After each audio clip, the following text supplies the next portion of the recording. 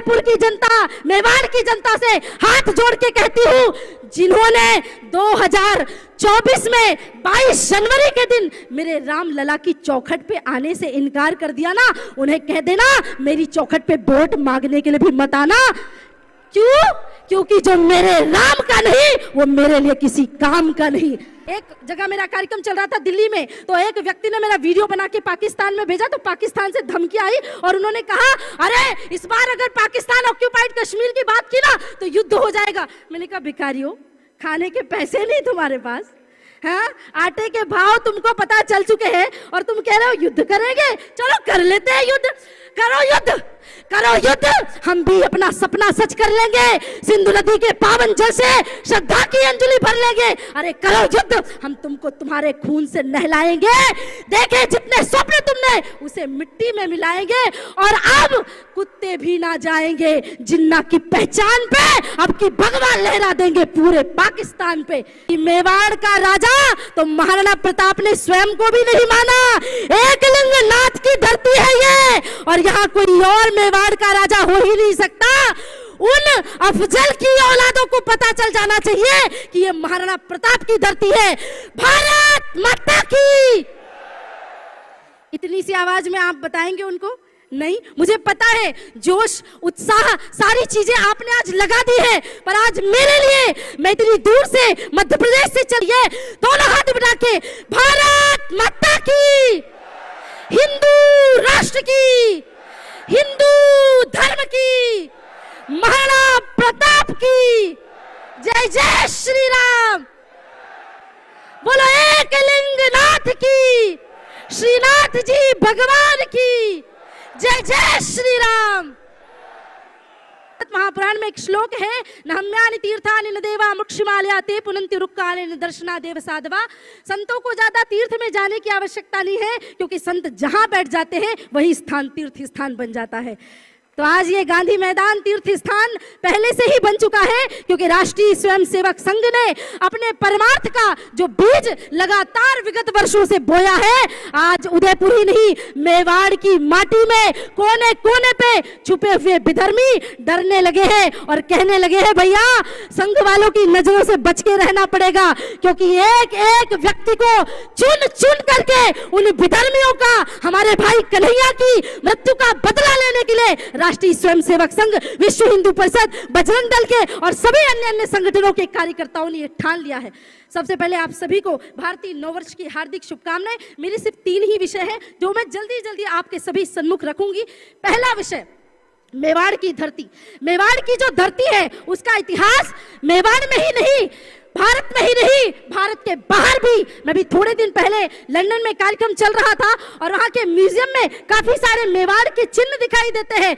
जब मुझे लोग पूछते हैं आप कहां से आई, मैं कहती हूं मैं भारत देश से आई, तो लोग कहते हैं अच्छा वही भारत देश जहां महाराणा प्रताप पैदा हुए थे, और मेरा हृदय गर्व से चौड़ा हो जाता है कि हाँ ये मेरा भारत देश है, ये मेरी भारत भूमि है। अरे बाबर अकबर की औलादे भी ये बोलते बोलती चली गई कि मेवाड़ की धरती जैसी धरती नहीं देखी, जहां एक पैर कटने के बाद, जहां एक आंख फूटने के बाद, जहां एक हाथ कटने के बाद हमारे देश का एक वीर योद्धा राणा संगा लड़ते रहते हैं, जहां अपनी सर्वस्व संपत्ति उड़ा करके भामाशाह राष्ट्र और समाज। मैं तो कहती हूँ आज ही हमारी चर्चा चल रही थी, प्रभु श्री राम ने वनवास पाया तो प्रभु श्री राम ने अधर्म को मिटाया, रावण को मिटाया। मेरे महाराणा प्रताप भी वनवास में गए, जनजाति आदिवासियों के बीच में जा जा करके। वैसे ही महाराणा प्रताप जैसे प्रभु केवट की नैया पर बैठे, वैसे भीलू राजा जैसे लोगों का सानिध्य लेकर के मेरे महाराणा प्रताप ने इस पुण्य धरा को भारत के परम वैभव पद पे प्रतिष्ठित किया है। बहुत दुख होता है जब हमारी जनजाति और आदिवासी क्षेत्र के भाई लोग कहते हैं या उनको कोई बरगलाता है और कहते हैं आप हिंदू नहीं है, ये नहीं है।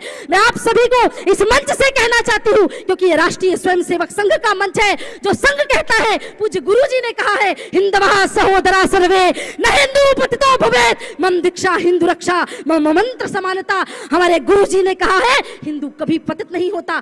आपको किसी और के धर्म के तलवे चाटने की आवश्यकता क्या है? हमारा धर्म इतना महान है, हमारी संस्कृति इतनी महान है, हमारा देश इतना महान है, और हम लव जिहाद में फंसे हुए हैं। हमारे इस क्षेत्र के युवराज भी आए हुए थे। मैं आप लोगों से बस एक बात कहना चाहती हूँ, हमारे देश के राजाओं ने, महाराणा प्रताप ने, मेवाड़ ने तलवार क्या होती है ये सिखाया है। और जब यहाँ के राजपूत प्लास्टिक की तलवार लेकर के खेलते हैं तो बहुत दुख लगता है। इसलिए मैं ये बात कहना चाहती हूँ, संघ तो शस्त्र पूजा के दिन तलवार बांटता है, पर यहाँ के जो क्षेत्र के राजा है, युवराज है, उन्हें भी अपनी प्रजा को उपहार स्वरूप में एक एक तलवार भेंट करनी चाहिए, ताकि समय आने पर वो मेवाड़ की रक्षा के लिए युद्ध कर सके। और भाइयों, आपसे भी निवेदन है, कितने बढ़िया बढ़िया फोन है, किसके किसके पास आईफोन है, जरा हाथ उठाना। बहुत लोगों के पास होंगे, उठाओगे नहीं क्योंकि पता है अभी मैं दसने वाली हूँ। मैं आपसे निवेदन करती हूँ, 1.5 लाख का आईफोन खरीदने के लिए पैसे है तुम्हारे पास, लेकिन 1000 रुपए की तलवार नहीं खरीद सकते। अब रक्षाबंधन आएगा, अपनी बहनों को भी 1-1 हजार रुपए की तलवार खरीद के दे देना। कब तक अपनी बहनों के पीछे उसकी रक्षा करते घूमोगे? अरे तुम हाड़ी रानी के वंशज हो, जिसने अपना गला काट के रख दिया और कह दिया कि जाओ युद्ध में विजय होकर के आना। और ये हाड़ी रानी की बहनें किसी विधर्मी से डर जाएगी, लव जिहादी से डर जाएगी? अरे आपको ईंट का जवाब पत्थर से देना है। मेरे देश में नारियों के लिए कहा गया, मेरा परिचय इतना है, मैं भारत की तस्वीर हूँ, मातृभूमि पर मर मिटने वाले मतवालों की पीर हूं, मैं उन वीरों की दुहिता हूं जो हंस झूला झूल गए, मैं उन शेरों की माता हूं जो रण प्रांगण में जूझ गए, मैं जीजा की अमर सहेली, पन्ना की प्रतिछाया हूं, कृष्णा के कुल के मर्यादा, लक्ष्मी की शमशीर हूं, मेरा परिचय इतना है, मैं भारत की तस्वीर हूं। ये भारत की नारी का परिचय है। और भारत की नारी ये लव जिहादियों से डर गई। ये लव जिहादी, ये भ्रष्टाचारी, ये पापाचारी, ईंट का जवाब पत्थर से देना होगा। आप सभी बहनों को लव जिहाद मुक्त भारत अगर चाहिए तो स्वयं भी शस्त्र उठाना होगा। मेरा दूसरा विषय आपको शायद समझ में अभी नहीं आएगा कि ये विषय क्यों, लेकिन क्योंकि नई सरकार आएगी, अब फिर से सरकार, मतलब नई सरकार, मतलब जो सरकार है फिर से वही आएगी। आप चिंता मत करना, मेंटल लोगों के हाथों में सरकार नहीं देनी है। भगवान की बड़ी कृपा इस मंच से हाथ जोड़ के करती हूँ। राष्ट्रीय स्वयंसेवक विश्व हिंदू परिषद ने इतनी मेहनत से 500 वर्षों के इंतजार के बाद पूरी देश की जनता के सानिध्य में प्रभु श्री राम का भव्य मंदिर का निर्माण किया। और विश्व हिंदू परिषद के कार्यकर्ता गली गली नगर नगर जाकर अक्षत वितरण कर रहे थे। बड़े बड़े लोगों को भी आमंत्रण भेजा, लेकिन लोगों ने कह दिया, अरे हम तो ये पार्टी वाले हैं, हम मंदिर नहीं जाएंगे, हम ये नहीं आएंगे। मैं उदयपुर की जनता, मेवाड़ की जनता से हाथ जोड़ के कहती हूँ, जिन्होंने 2024 में 22 जनवरी के दिन मेरे राम लला की चौखट पे आने से इनकार कर दिया ना, उन्हें कह देना मेरी चौखट पे वोट मांगने के लिए भी मत आना। क्यों? क्योंकि जो मेरे राम का नहीं वो मेरे लिए किसी काम का नहीं। राम के नहीं हो सके तुम देश की जनता के, ताकि तो अभी फिर से चुनाव होने वाला है। और मैं ये मंच से आह्वान करती हूँ कि सरकार अपने मैनिफेस्ट निकालती है और अपने वचन पूरे करती है, और सरकार ने पूरे किए भी है। धारा 370 हो, राम मंदिर हो, सारे वचन पूरे किए। एक काम और चाहिए, पता है क्या? जो पाकिस्तान में बचा हुआ कश्मीर हमारा है, वो कश्मीर हमें फिर से वापस चाहिए। क्योंकि बचपन से एक ही कविता तो दोहराती आई हूं कि कश्मीर तो होगा लेकिन पाकिस्तान, तो उस कविता को व्यर्थ कैसे जाने दूंगी। अभी मेरा सबसे बड़ा लक्ष्य है पीओके के लिए जन जन में लोगों को जागृत करना और उनको बताना। एक जगह मेरा कार्यक्रम चल रहा था दिल्ली में, तो एक व्यक्ति ने मेरा वीडियो बना के पाकिस्तान में भेजा, तो पाकिस्तान से धमकी आई और उन्होंने कहा, अरे इस बार अगर पाकिस्तान ऑक्यूपाइड कश्मीर की बात की ना तो युद्ध हो जाएगा। मैंने कहा, भिखारियों, खाने के पैसे नहीं तुम्हारे पास, हाँ? आटे के भाव तुमको पता चल चुके हैं और तुम कह रहे हो युद्ध करेंगे। चलो कर लेते हैं युद्ध, करो युद्ध, करो युद्ध, हम भी अपना सपना सच कर लेंगे। सिंधु नदी के पावन जल से श्रद्धा की अंजलि भर लेंगे। अरे करो युद्ध, हम तुमको तुम्हारे खून से नहलाएंगे। देखे जितने स्वप्न तुमने उसे मिट्टी में मिलाएंगे। और अब कुत्ते भी ना जाएंगे जिन्ना की पहचान पे, अब की भगवा लहरा देंगे पूरे पाकिस्तान पे। इसलिए पाकिस्तान ऑक्यूपाइड कश्मीर मांग रहे हैं, इसलिए युद्ध करने की बात तो करना ही मत। लोग कहते थे राम मंदिर बन जाएगा तो मंदिर तोड़ देंगे, हम ये कर देंगे। अरे चिंता मत करो, हमारा देश अब उस गति की ओर बढ़ रहा है। अयोध्या में राम मंदिर बन चुका है। पूज्य महाराज श्री ने आह्वान कर दिया है कि 2 ही मंदिर की बात कर रहे हैं, काशी और मथुरा। तो मैं आपसे हाथ जोड़ के कहती हूँ जो भाईचारे की बात करते हैं, और आप लोगों से निवेदन है, आपको सत्यता बताती हूँ महाराज जी, मुसलमानों से ज्यादा भाईचारा तो कोई करता ही नहीं है। अब आप पूछो कैसे? ये पहले भाई बनते हैं और फिर चारा डालते हैं, तो इनसे बड़ा भाईचारा कौन निभाएगा? ये विधर्मी वो है जो पीछे खड़े होकर के कब अपनों पे वार कर दे पता नहीं, पर सच में अगर तुमको भाईचारा दिखाना है तो मैं इस मंच से तुम्हारा आह्वान करती हूँ, आओ हमें मथुरा और काशी की दो धरातल पे सामने से आकर के समर्पण कर दो और कह दो कि भव्य मंदिर का निर्माण करिए, वरना 33,000 मंदिरों को हमारे संगठन ने चिन्हित किया है जिन्हें तोड़ दिया गया था। उन 33,000 मंदिरों को हमें वापस लाना होगा, और फिर करते हैं ना खुदाई, और फिर देखते हैं कि शिव मिला तो मेरा और शव मिला तो तेरा। देखते हैं फिर तो अफगानिस्तान में खुदाई होगी, पाकिस्तान में खुदाई होगी, और जहां जहां तुमने देखा नहीं वहां पर भी हमारे अवशेष मिलेंगे। इसलिए आप सबसे हाथ जोड़ के पाकिस्तान ऑक्यूपाइड कश्मीर के लिए आप लोग, सोशल मीडिया की ताकत है, आप लोग बढ़ चढ़ के बोलिए। और तीसरी सबसे बड़ी बात, आज 9 वर्ष है, 9 वर्ष के समय साधु संत घर पे आते हैं तो कहते दान करना चाहिए। मैं भी मेवाड़ की जनता से दान मांगने आई हूँ। ये भामाशाहों की नगरी है, तो मुझे लगता तो नहीं आप मुझे उदास करोगे। कौन कौन है जो मुझे कुछ मैं मांगू तो दे देगा? हाथ उठाओ, दोगे?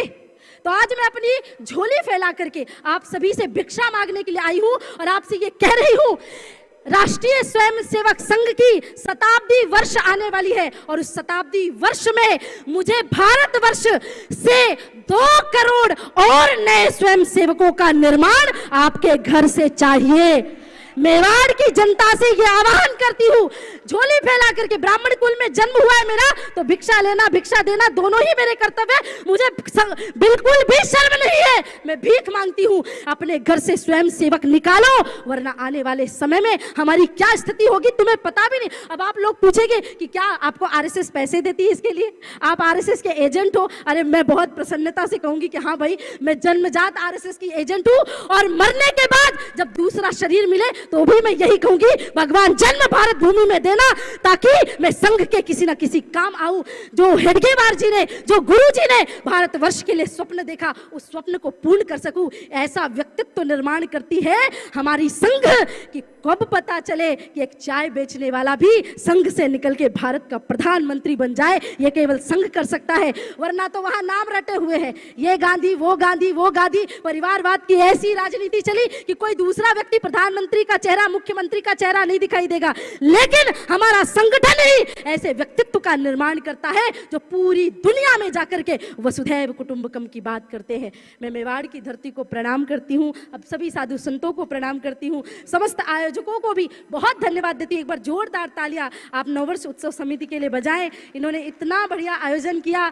मैं जाते जाते आप लोगों से बस यही कहती हूँ, मुझे संघ के कार्यकर्ता चाहिए, मुझे स्वयं सेवक चाहिए, और माताएं भी बहुत सारी थी, अभी तो जा चुकी हैं, माताओं से भी निवेदन है, महाराणा प्रताप सबको चाहिए, शिवाजी सबको चाहिए, सुभाष चंद्र बोस सबको चाहिए, पर कहते हो पड़ोसी के घर में होना चाहिए। कैसे हो पाएगा ये? मैं आपसे एक कविता कह करके अपनी वाणी को विश्राम करती हूँ कि कातिलों की मुक्ति का विधान हो गया यहाँ।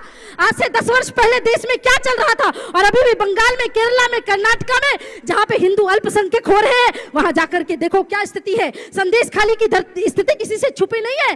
कातिलों की मुक्ति का विधान हो गया यहाँ। आज देशद्रोही भी महान हो गया यहाँ। एक रिवॉल्वर ने देशभक्ति को डरा दिया, कातिलों की टोलियों को रहनुमा बना दिया। कल लिए हुए खड़ा था बम बनाती टोलियां, जो उजाड़ता रहा है मेहंदी मांग रोलिया, जो हमारी रोटी मातृभूमि को सुकून दे और देशद्रोहियों को गोलियों से भून दे, ऐसे सरफरोश का हमें फिर प्रकाश चाहिए। देश के लिए फिर महाराणा और प्रताप चाहिए। इस देश को अब ऐसा परंपरा, ऐसा राजा, ऐसा व्यक्तित्व का निर्माण चाहिए। पुनः सभी को बहुत बहुत प्रणाम करते हुए एक बार जय घोष के लिए, उद्घोष करने के लिए बोलूंगी। दोनों हाथ उठा के मुट्ठी बांध के बोलेंगे। उठाए हाथ, दोनों हाथ सभी लोग, भारत माता की। अरे मैं इतनी देर से बोल रही हूँ, हाथ ऊपर रखो, हाँ ठीक है, थोड़ी एक्सरसाइज हो जाएगी। मैं इतनी देर से बोल रही हूँ, मेरा टेम्पो थोड़ा बहुत इधर उधर हुआ क्या? मैं 4 घंटे भी बोलूंगी, इतना ही चिल्लाऊंगी, आप चिंता मत करो। और आपकी आवाज कम होगी। उठाओ दोनों हाथ जरा, दोनों हाथ ऊपर उठा करके मेरे साथ जोर से बोलिएगा, और जोर से इतने उच्च स्वर में हमें आवाज लगानी है कि महाराणा प्रताप की इस धन